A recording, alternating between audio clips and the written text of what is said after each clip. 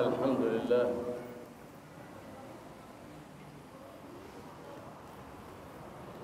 المرشد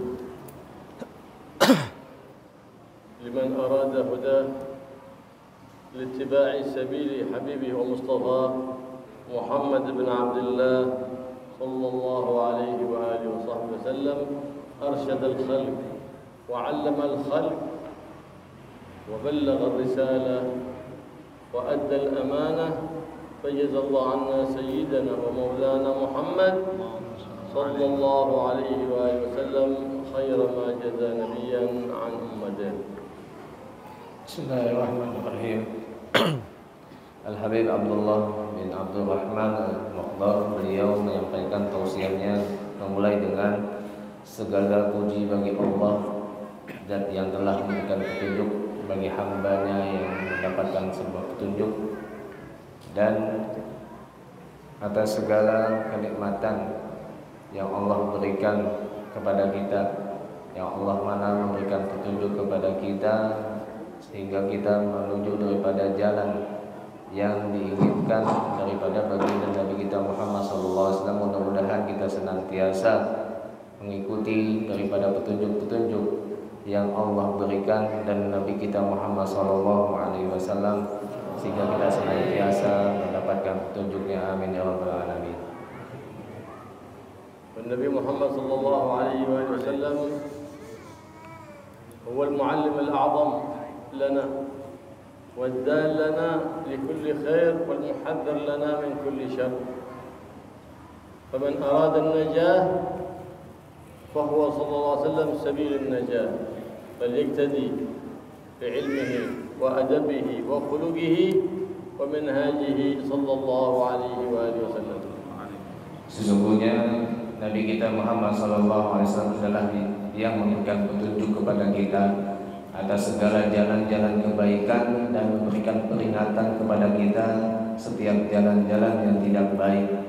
Maka itulah sepantasnya bagi kita mengikuti apa yang telah diarahkan dari baginda, dan itulah yang akan menyelamatkan kita kelak di dunia dan di akhirat nantinya. Nabi Muhammad sallallahu alaihi wasallam أرسله الله للتربية والتزكية والتعليم لإخراج الناس من الظلمات إلى النور، فقال تعالى ليزكيهم ويعلمهم الكتاب والحكمة، فبدأ بالتربية قبل التعليم الكتاب والحكمة، لأن إذا جاء العلم والحكمة بعد التربية أشرق في القلب نور، فكان لا يتغير عن استقامته ولا يتنجس وإن خالط أهل النجاسات، ولا يتلوث وإن خالط المتغيرات، فهو ثابت على استقامته في خلوته وفي علانيته. Maka Nabi kita Muhammad SAW mengajarkan dalam mendidik itu adalah dengan tazkiyah, yaitu membersihkan diri dari hal-hal yang tidak baik sebelum belajar ta'lim, sebagaimana disebutkan dalam ayat wa yuzakkihim wa yu'allimul kitab, dan membersihkan mereka dari hal-hal yang tidak baik, sifat-sifat yang tidak baik, dan mengajarkan mereka akan Al-Quran. Maka seseorang kalau dia dalam pendidikannya, tarbiyahnya, dia membersihkan dirinya dulu dari sifat-sifat akhlak yang tidak baik, kemudian dia belajar menuntut ilmu agama, maka akan terpancarlah cahaya di dalam tubuhnya, di dalam dirinya. Walaupun nanti dia misalkan bergabung atau berkumpul dengan orang-orang yang tidak baik, sifat-sifat yang tidak baik tidak akan mempengaruhi dia, karena dia sudah membersihkan hatinya, sehingga tidak akan terkotorlah perbuatan dia, tidaklah juga ternajis, artinya mengotori daripada perbuatannya walaupun berkumpul dengan orang-orang yang tidak baik. التزكية هي تخلية عن خلق ذميم والتحلية بخلق حميد كريم. تخلية عن خلق ذميم بغض الله ورسوله، والتحلية بخلق حميد كريم يحبه الله ورسوله، لأن العبد ينبغي له أن يبحث عن الأوصاف المحمودة فيتحلى بها، وعن الأوصاف المذمومة ليجتنبها ولا يقربها. Maka yang dimaksud dengan tazkiyah itu membersihkan hati kita daripada hal-hal yang tidak diridhoi, yang dibenci oleh Allah Subhanahu wa taala, dan menghiasi diri kita dengan sifat-sifat yang dicintai atau diridhoi oleh Allah Subhanahu wa taala. Maka tazkiyah itu kita menghilangkan sifat akhlak, yang mempelajari dulu pada yang meninggalkan hal-hal sifat-sifat yang tidak baik, kemudian menghiasi diri kita dengan sifat-sifat yang tidak baik yang sebagaimana telah diajarkan oleh Rasulullah SAW. Jadi yang kita cari itu adalah bagaimana membersihkan hati kita dari yang tidak baik dan menghiasinya dengan sifat yang baik. من الصفات المحمودة عند الله ورسوله العلم. العلم هو الذي يرشدك لصلاح أمرك في دينك ودنياك. فالعلم يقودك إلى ما في صلاح أمر دينك ودنياك. فهذه صفة العلم يحبها الله ورسوله، وعكسه الجهل، صفة يبغضها الله ويبغضها رسوله. لأننا لو بحثنا عن أسباب الشر في الدنيا كلها، سلور دنيا، بحثنا عن أسباب الشر وجدنا سبب كل شر يقع اليوم في السوشيال ميديا، في تيفي، في وسائل الإعلام. طلعنا على شيء من هذه الشرور، ما سببه؟ الجهل. الجهل والبعد عن منهج النبي محمد صلى الله عليه وسلم وخلقه ودينه. ولو نظرنا إلى كل أبواب الخير في الدنيا، سلور دنيا، نظرنا إلى تلك الأبواب لوجدنا مفتاحها واحد وهو العلم. لهذا مفتاح كل خير العلم، ومفتاح كل شر الجهل. Dan Rasul telah memerintahkan kita untuk mencari sebuah ilmu, karena ilmu ini adalah yang akan memberikan kita petunjuk, memberikan kita sebuah arahan mana yang baik dan yang mana yang tidak baik. Karena dengan ilmulah yang akan membawa kita kepada sifat-sifat yang baik sebagaimana yang telah diajarkan kepada kita. Sebaliknya, jadi sebaik-baiknya yang dicari dan dituntut itu adalah ilmu, karena ilmu yang akan membawa kita, mengarahkan kita untuk mendapatkan sifat-sifat yang baik.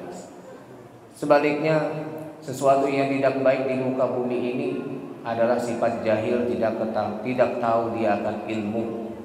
Bagaimana kita lihat di zaman sekarang ini, kerusakan generasi-generasi muda yang disebabkan oleh televisi atau sosial media atau yang lainnya, semuanya disebabkan akan kejahilan, ketidaktahuan mereka akan ilmu agama, sehingga mereka tersesat, tidak tahu tentang agama. Akhirnya mereka menjadi sejelek-jeleknya di muka bumi ini karena tidak punya ilmu atau jahil. والجهل ينقسم إلى قسمين، جهل بسيط وجهل مركب. الجهل البسيط هذا يطلق عليه أنه عامي من العوام، عامي من العوام، جاهل بالمسألة، عندما نعلمه يتعلم ويعمل. هذا عوام الناس جهل بسيط. هؤلاء علاجهم سهل، نكثر مجالس التعليم ونقرب منهم ونخرج إلى المساجد وإلى الأسواق وندعوهم بدعاية الإسلام وإلى سنة حبيب الرحمن فيستجيبون، لأنهم مرادهم الخير. وهو في عامة العوام هذا جهل بسيط، وعلاجه بسيط، بأن نظهر لهم الحق ليلزموه ونبين لهم الباطل ليجتنبوه. Kemudian beliau menjelaskan sifat jahil itu ada dua. ada namanya jahil basit dan ada namanya jahil murakkab. Adapun jahil basit itu adalah ya, kebanyakan masyarakat awam. Mereka tidak tahu suatu permasalahan agama, maka itu dikatakan jahil basit. Ya, maka untuk mengobati sifat jahil ini adalah dengan yang memberikan penjelasan apa yang benar dan apa yang salah. Itu sebuah yang mudah. Misalkan kita mengajak atau menampakkan daripada sifat-sifat yang baik di hadapan masyarakat di sekitar kita, atau mengajak orang yang ada di luar kita untuk hadir di sebuah majelis ilmu atau yang ada di pasar, sehingga sifat jahil mereka itu bisa terhilangkan. Ini yang banyak terjadi di masyarakat awam, yaitu jahil basit. كلما زدنا علما علمنا بجهلنا وهكذا طالب العلم دائما كلما ازداد علما زاده علمه علما بجهله فلهذا لا يشبع من العلم أبدا. Dan ketika kita tahu akan suatu ilmu menunjukkan bahwasannya kita itu adalah orang yang bodoh. Sepantasnya ketika kita bertambah ilmu kita menunjukkan bahwasanya kita ini betul-betul orang yang bodoh, orang yang tidak tahu. Maka kalau sudah seperti ini akan menambah semangat kita untuk terus mencari ilmu, untuk terus menuntut ilmu, dan itu tambah menampakkan lagi akan kebodohan kita. هذا طلب العلم ما يتحدث بسنة ولا بسنتين ولا بأربع. كما قال النبي محمد صلى الله عليه وسلم من همان لا يشبعان طالب العلم وطالب الدنيا. Oleh karenanya menuntut ilmu itu tidak cukup dengan hanya setahun, 2 tahun, bahkan ya selama-lamanya. Bahkan yang namanya menuntut ilmu tidak akan pernah kenyang. Sebagaimana Nabi SAW menjelaskan dalam sabdanya, ada 2 orang yang mereka itu tidak pernah kenyang. Siapa? Yang pertama orang yang menuntut ilmu, dan yang kedua adalah orang yang mencari dunia. Hatta idza takharraja min al-ma'had fa innahu yabda marhalat at-ta'lim lam yantahi min ta'limihi khilaf ma ya'taqid al-yawm ba'd an-nas fi takharrujatihim yadhunnu nafsahu annahu qad takharraja wa asbaha shaykh yuqtada bihi wa huwa ma hassala hatta rutbat al-murid. Oleh karenanya bukanlah seseorang itu ketika dia sudah lulus dari suatu pondok atau sekolah dimanapun dia, bukanlah dia sampai berhenti situ saja untuk menuntut ilmu. Bahkan di zaman sekarang ada yang sudah lulus pondok, sudah dikatakan syekh, ya, seorang guru besar, padahal keilmuannya juga belum ada. Akhirnya dianggap orang yang mulia dan lainnya. Bahkan bisa dikatakan, kata beliau, sampai derajat kedudukan seorang murid, orang yang salih, yang menuju kepada Allah itu belum sampai. والقسم الثاني هو الجهل المركب حيث أطلق الجهل المراد به الجهل المركب. الجهل المركب هو أن يعلم بغير علم ويعرف بغير فهم ويعرف المسألة على غير الصواب، فذاك هو الجهل المركب، وهذا هو أخطر شيء على أمة النبي محمد صلى الله عليه وسلم. يعلم بغير علم ويعلم بغير فهم أو يعلم بالمسألة على غير الصواب. Jahil yang kedua adalah jahil wasit, yaitu orang yang dia tidak mengakui bahwasanya dia itu jahil. Sebenarnya dia jahil, tapi menganggap dirinya tidak jahil. Ini namanya jahil basit. Seorang yang dia mengetahui jahil murakkab. Jahil murakkab. Jadi dia memahami suatu masalah tapi bukan yang benar, atau mengetahui mengatakan sesuatu ilmu tapi bukan tanpa ilmu. Ini disebut dengan jahil murakkab. Ini sesuatu yang sangat berbahaya bagi kita semua kalau kita berhadapan dengan jahil murakkab ini. سمي الجهل المركب لأنه مركب من أمرين، بأنه جاهل ويجهل أنه جاهل. أما العامي جاهل ويقول أنا جاهل علموني، مرحبا بنعلمك. Jadi orang jahil murakkab itu ya, namanya murakkab berarti tersusun. Jadi ada dua yang tersusun dalam dirinya, jahil, dia tidak punya ilmu, kemudian dia jahil bahwasanya dirinya itu memang tidak punya ilmu. Karena itu dikatakan dengan jahil murakkab. Beda dengan orang yang jahil basit, dia tidak tahu akan suatu ilmu, kemudian disampaikan akan suatu ilmu, ya dia pasti akan menerima. Karena memang tidak tahu akan permasalahan tersebut, akhirnya dia bisa menerima. Beda dengan jahil murakkab. كما نشاهد كثير اليوم منهم في التي في وفي وسائل الإعلام في السوشيال ميديا يتكلمون في الدين وفي القرآن وفي حديث النبي محمد صلى الله عليه وسلم وفي الفقه بغير علم. إيش مؤهلاته؟ عنده ورقة وشهادة أخذها بغير اتصال بغير سند بالنبي محمد صلى الله عليه وآله وسلم. فنرى اليوم جهال يحملون شهادات ويتصدرون للتدريس في المعاهد والجامعات وهم بصفة الجهل أقرب منهم إلى صفة العلم. Sebagaimana kita saksikan di zaman sekarang ini, banyak orang yang tampil di sosial media, seorang ustaz atau dai, padahal mereka keilmuannya tidak mempunyai sanad keilmuan yang sampai kepada Rasulullah. Yang mereka andalkan hanya adalah ijazah saja, lulusan dari universitas ini atau sebagainya. Itu hanya sebagai dasarnya dia, bukan keilmuan yang betul-betul sampai kepada Rasulullah. Ini sesuatu yang kadang dia menyampaikan ilmu hadis, tafsir dan lain-lainnya tanpa didasari oleh seorang guru dan ilmu yang bersanadkan kepada Rasulullah. Ini sesuatu yang sangat berbahaya. Itu yang terjadi banyak di zaman sekarang ini. Maka janganlah kita sampai menganggap ini orang yang jahil murakkab. Dia menganggap dirinya punya ilmu padahal diri dia adalah jahil.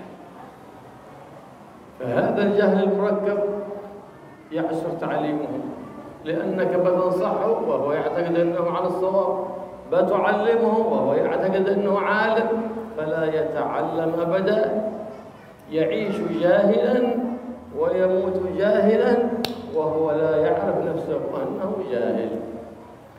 Maka orang jahil murakkab ini sulit untuk dinasehati karena merasa dirinya alim. Sulit untuk dikasih pelajaran pengetahuan, ya, merasa dia sudah punya ilmu. Maka dia hidup dalam kehidupannya dalam keadaan jahil seterusnya. Sulit untuk disampaikan dan dinasehati tadi. Akhirnya selama-lamanya dia hidup dalam keadaan jahil. شخص تزيى بزي العلماء وقالوا له الناس أنت guru وصدق نفسه أنه guru.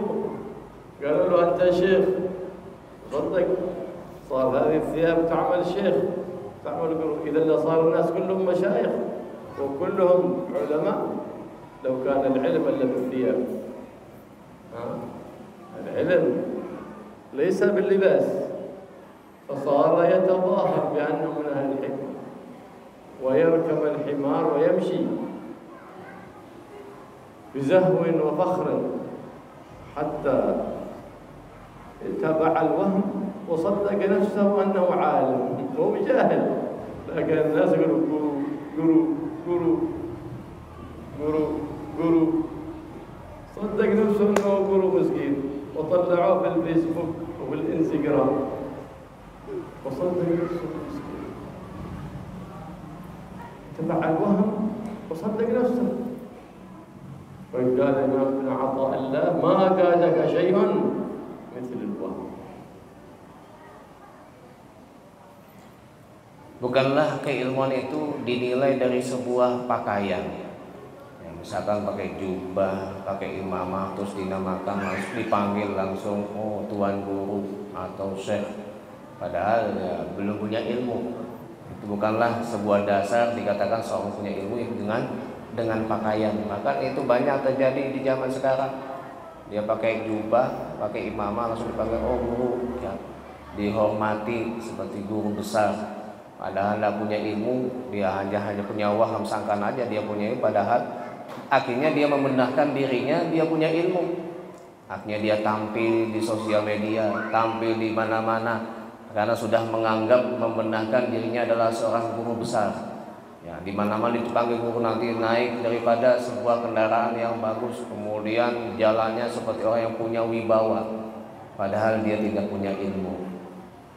ذات مرة ركب حمارا وهو في الطريق التقى بشاعر من الشعراء فنظر إلى هذا الذي وهم نفسه من الحكماء وليس بحكيم وأنه من العلماء وليس بعليم فأتى بيتين على لسان الحمار الذي كان يركبه فقال لو أنصف الدهر كنت أركب فصاحبي الذي يركب على ظهري فأنا جاهل بسيط الحمار الدابة وصاحبي الذي يركب على ظهري جاهل مركب يعني جاهل بسيط زاد علاجه ولكن جاهل مركب يصعب علاجه إذ لا يقر بجهله أبدا فلا يتعلم أبدا.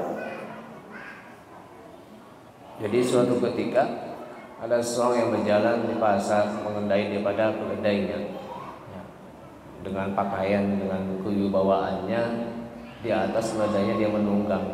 Akhirnya dengan lisan daripada keledai itu mengatakan sesungguhnya aku adalah seorang hewan yang jahil basit, ya. Memang namanya binatang tadi tidak tahu apa-apa, gampang untuk diobati. Beda halnya orang yang menunggangiku ini adalah orang yang jahil murakkab. Dia merasa dirinya punya ilmu padahal dia tidak punya ilmu. Maka orang yang punya sifat jahil murakkab ini sulit untuk diobati. Dia bahkan tidak mau belajar karena merasa sudah punya ilmu, tidak mau belajar sama sekali. Ini bahaya daripada jahil murakkab.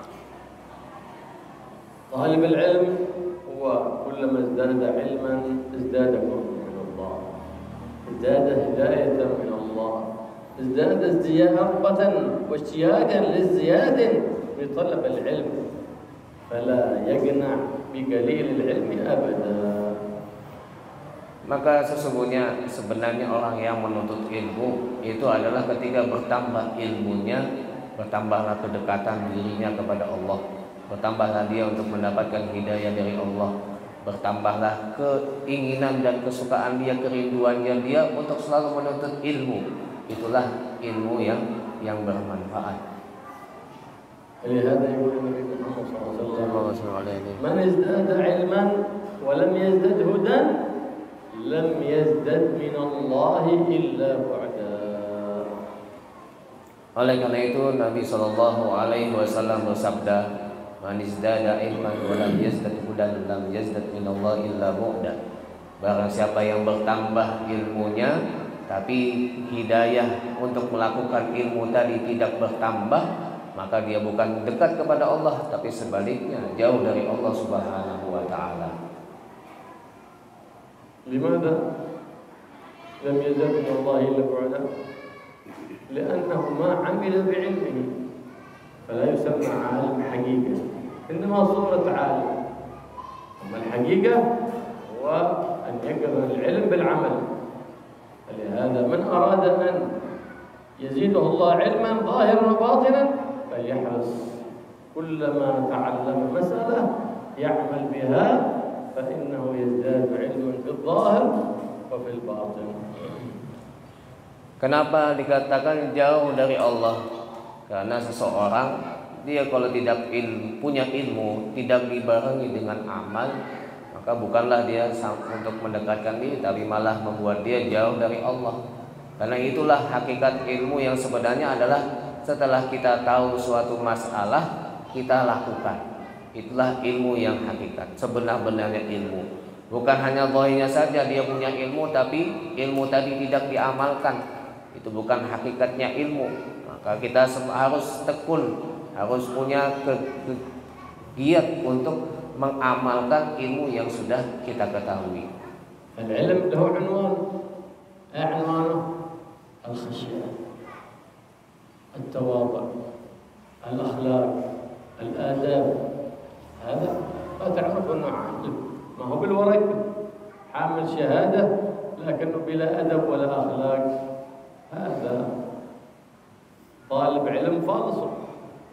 أما الأصل لا، طالب علم قرر ذلك العلم بالأدب والأخلاق، فلا بركة في علم لم يصحبه أدب ولا أخلاق. Jadi ilmu itu ada tandanya kita punya ilmu yang barakah, yaitu tandanya adalah khasyah, takut kita kepada Allah, kemudian punya adab dan akhlak yang baik. Karena semua ilmu itu tujuannya apa? Tujuannya bagaimana kita takut kepada Allah dan punya akhlak yang baik, punya adab yang baik. Tapi kalau ada orang yang punya ilmu tapi tidak punya adab, tidak punya akhlak, hanya mengandalkan daripada ijazah saja, itu bukan orang alim, ya, bukan orang yang alim sebenar-benarnya. Tapi orang yang alim yang benar adalah ilmu yang dia punya disertai dengan akhlak dan adab yang baik. طالب العلم في المعهد ما شاء الله باللباس الطيب ويواظب على الجماعة ويقرأ الأوراد، وأيام العطلة إذا رجع إلى بيته أهمل الصلاة الجماعة وربما أخر الصلاة عن وقتها وترك الأوراد. هو في المعهد كأنه ملك، وإذا خارج المعهد كأنه شيطان مارد. Kadang ada santri itu di pondoknya Masya Allah, pakaiannya dan semuanya seperti wali, kemudian sholat berjamaah, baca wirid dan lain-lainnya. Tapi kalau sudah liburan pulang ke rumahnya, kadang sholat ditunda-tunda atau tidak sholat berjamaah. Ada yang lebih parah lagi, tidak sholat, wiridnya ditinggalkan, tidak dibaca-baca. Nah, ini bagaimana bisa dikatakan orang seperti ini dikatakan sebagai talibul ilmi? هذا يسمى كما في حديث النبي محمد ذو الوجهين. ذو الوجهين، وجه في مكان وفي مكان آخر، في مكان يتقي الله وفي مكان آخر لا يتقي، في مكان يراقب الله وفي مكان لا يراقب الله. ذو الوجهين أبغض الخلق عند الله سبحانه وتعالى. Orang yang seperti itu ya, dikatakan oleh Nabi Dzul Wajhain, orang yang punya dua muka. Ya. Ketika di sini, masya Allah, seperti orang yang bertakwa, wali lah. Nanti di tempat yang lain sebaliknya, tidak ada rasa takut. Di tempat ini dia merasa seperti orang yang selalu diawasi oleh Allah, tapi di tempat yang lain tidak ada rasa diawasi oleh Allah Subhanahu wa taala. Dan Nabi sudah menegaskan orang yang termasuk orang yang dibenci oleh Allah Subhanahu wa taala adalah dzul wajhain, orang yang punya dua muka. Wa innamal faidah fil ta'allum fil ma'ahid al-muassasah 'ala at-taqwa wal arbitah al-muassasah 'ala at-taqwa annaka tu'assis li nafsika mabda'an tathbut 'alayhi da'iman. تؤسس لنفسك في بروجرام بحيث يكون منهجك في المعهد وإذا خرجت، فإذا لم تستطع أن تؤسس ذلك وأنت في المعهد ما تستطيع بعد ذلك إذا تخرجت. Sesungguhnya ketika kita menuntut sebuah ilmu di pondok ataupun ribat yang di situ didasari, dipondasikan dengan takwa, maka itu akan bisa berpengaruh kalau kita punya program itu yang dia kepada diri kita sendiri khususnya, bagaimana kita membuat sebuah program yang mana kita itu membuat kita takut kepada Allah, selalu dalam pengawasan daripada Allah Subhanahu wa taala, sehingga nanti dimanapun kita berada kita tidak akan terpengaruh. لهذا كان عندنا هناك طريقة وشريعة وحقيقة. فالطريقة هي تعلم العلم من مصدره من المشايخ المتصل علمهم بالنبي محمد صلى الله عليه وسلم. هذا طريقة، هذا شريعة. والطريقة أن تلزم نفسك بالعلم، أي بكل ما تعلمته تعمل به ولا تخالف فعلك علمك أبدا. فإن أنت استقمت على ذلك تأتي الثمرة موهبة من الله. وما هي الحقيقة؟ ثمرة الطريقة والشريعة. Oleh karenanya para salafus soleh mereka memberikan kepada kita 3 jalan dalam menuntut ilmu. Yang pertama adalah syariah, yaitu bagaimana kita mengambil ilmu kita ini daripada guru dan terus daripada guru yang bersambung kepada Rasulullah. Kemudian yang kedua adalah thariqah, yaitu kita mengamalkan ilmu yang sudah kita dapatkan. Apa yang kita pelajari kita amalkan.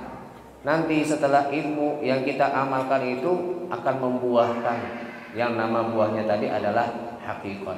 Itulah jalan yang diajarkan oleh para salaf kita.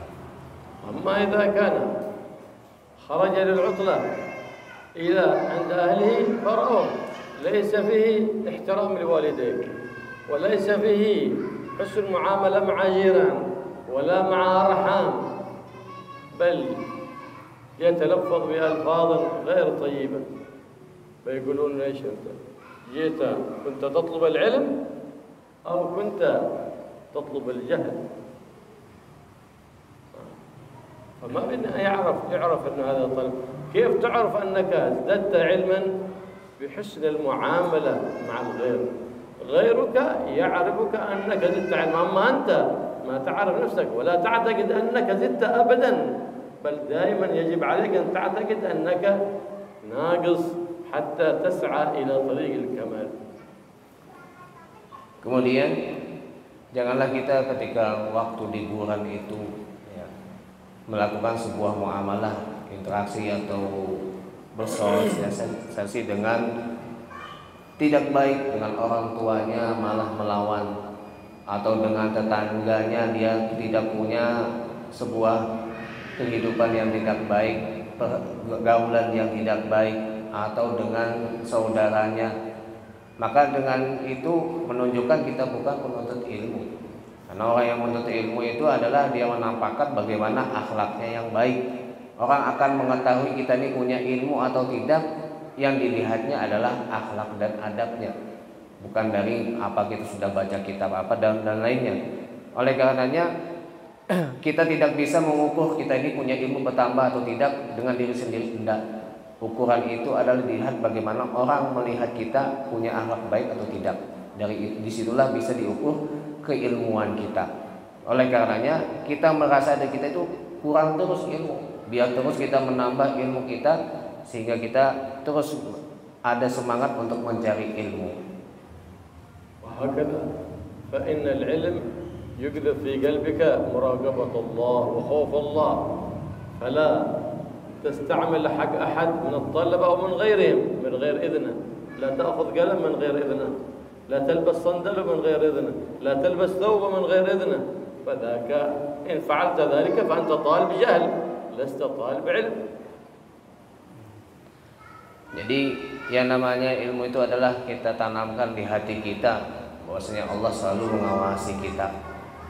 Dimanapun kita berada, jangan sampai kita melakukan hal-hal yang tidak baik, misalkan memakai punya temannya tanpa izin, memakai sendal temannya tanpa izin, atau memakai baju temannya tanpa izin. Ini bukan termasuk thalib ilmi, bukan akhlaknya orang yang menuntut ilmu.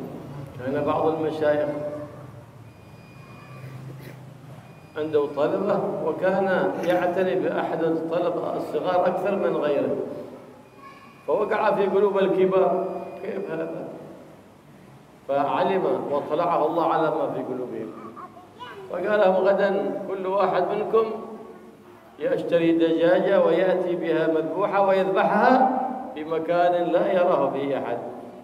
فجاءوا في الغد كل قد ذبح دجاجته إلا ذلك الطالب الذي يعتني به الشيخ، فقال إنه لم يمتثل أمرك يا شيخ، هذا الذي تحب زيادة ما امتثل أمرك. قال انتظروا حتى نسأله لماذا تستعجلون؟ فسأله يا بني لماذا لم تمتثل أمري؟ فقال يا شيخ أنت قلت لنا اذبحوها في مكان لا يراكم في أحد، وأنا كلما رحت مكان وأغلقت على نفسي في مكان استحضرت رؤية الله سبحانه وتعالى، فما استطعت أن أذبح هذه الدجاجة في مكان لا يراني فيه الله سبحانه وتعالى. فقال لهم الشيخ بهذا أقدم عليكم وأقربه لهذا لأنه يراقب الله في السر والعلن. Diceritakan ada seorang guru. Beliau ini lebih memperhatikan ada murid yang masih kecil waktu itu dibandingkan murid yang sudah besar atau sudah lama. Akhirnya yang sudah lama ini, kenapa sih guru kita ini lebih perhatian kepada yang kecil ini? Suatu ketika apa yang terlintas atau tersimpan dari murid yang lama atau tua tadi, Allah sampaikan kepada guru tersebut. Akhirnya guru tersebut menguji muridnya. Wahai murid-muridku, sekarang kamu ambil ayam, kemudian ayam tadi sembelih di tempat yang tidak seorang pun yang mengetahui kamu di mana menyembelihnya. Akhirnya yang lain berpergian untuk mencari tempat sekiranya tidak ada yang tahu. Beda hanya dengan si murid yang kecil tadi. Kata gurunya, wahai fulan, kenapa kamu tidak mencari tempat untuk menyembelih ayam tersebut? Jangan terburu-buru kamu untuk memberikan jawaban kepadaku. Kata si murid yang masih kecil, ya wahai guruku, aku pikir kalau aku menyembelih di suatu tempat kemudian aku tutup atau aku bersembunyi di suatu tempat tidak ada, tapi aku tidak bisa merasakan bahwasanya Allah selalu mengawasiku, Allah hadir bersamaku. Jadi aku tidak bisa menyembelih ayam ini karena ada yang mengetahuinya, yaitu Allah Subhanahu wa taala. Kemudian gurunya mengatakan, dari inilah kenapa perhatianku kepada dia lebih besar, karena di dalam hatinya sudah tertanam akan sifat muraqabah, selalu diawasi oleh Allah Subhanahu wa taala. Allah يبارك لنا ولكم إن شاء الله فيما تعلمناه ويوفقنا للعمل بما تعلمناه ويوفقنا للإخلاص فيما تعلمناه وفيما عملناه. Dan mudah-mudahan Allah memberikan keberkahan bagi ilmu yang kita pelajari dan diberikan selalu keikhlasan dalam ilmu yang kita pelajari dan apa yang kita amalkan nanti. ويرشدنا لما فيه صلاح أمر ديننا وصلاح أمر دنيانا ويسلك بنا منهج الصالحين ويقربنا من الصالحين ويحببنا من الصالحين ويخلقنا بأخلاق الصالحين ويوفقنا للاقتداء بسيد الصالحين محمد الرؤوف الرحيم. Dan mudah-mudahan Allah berikan petunjuk kepada kita daripada jalan-jalan daripada orang yang saleh. Kita mengikuti apa yang ditunjukkan daripada orang saleh. Kemudian kita dicintai menjadi orang yang cinta kepada orang yang saleh dan mengikuti daripada perjalanan orang yang saleh. Nasallahu subhanahu wa ta'ala yubarik fi hadzal ma'had wa fi man ta'allama fihi min at-talaba wat-talibat wa man 'allama fihi min al-mudarrisin wal-mudarrisat wa yasruk bi manhaj Nabi Muhammad sayyid as-sadat wa yaj'alhum من الموفقين في طلب العلوم النافعات ويوفقهم بإحياء سنة النبي محمد صلى الله عليه وآله وسلم سيد السادات. Dan mudah-mudahan Allah memberi keberkahan kepada santri, santriwati dan para pengajar, ustaz dan ustazah, dan mudah-mudahan diberikan kemudahan untuk mengikuti daripada jalannya baginda Nabi Muhammad dan bisa menghidupkan daripada sunnahnya Nabi Muhammad SAW dan dimudahkan bagi kita untuk selalu mengikuti akhlak-akhlaknya daripada baginda Nabi Muhammad SAW. وهذه الدعوة إن شاء الله من واظب عليها يوفق الله لحفظ العلوم بعد كل صلاة وهي اللهم اغنني بالعلم وزينني بالحلم وأكرمني بالتقوى وجملني بالعافية وحققني بالاستقامة. Jadi di sini beliau memberikan sebuah amalan, barang siapa yang muwadhabah istiqomah membaca doa ini setelah salat maka akan diberikan keberkahan dalam ilmunya, yaitu Allahumma abdini bil ilmi wa zayyinni bil hilmi wa akrimni bit taqwa wa jammilni bil afiyah wa haqqiqni bil istiqomah. Allah yuwaffiqna wa iyyakum litahaqquq fi kulli karamah wa yahfazna wa iyyakum min sabilin nadamah wa yahfazna ila yaumil qiyamah ويحيينا على محبة النبي محمد ومحبة أهل بيته وأصحابه ويشرح صدورنا بالقرآن وييسر لنا تلاوة القرآن ويعمل قلوبنا بالقرآن ويطلق ألسنتنا بالقرآن ويوفقنا للعمل بما في القرآن ويشرح صدورنا بالقرآن بحق القرآن وبحق من أنزل عليه القرآن سيدنا ومولانا محمد سيد الأكوان صلى الله عليه وآله وصحبه وسلم. والحمد لله رب العالمين. سر الفاتحة.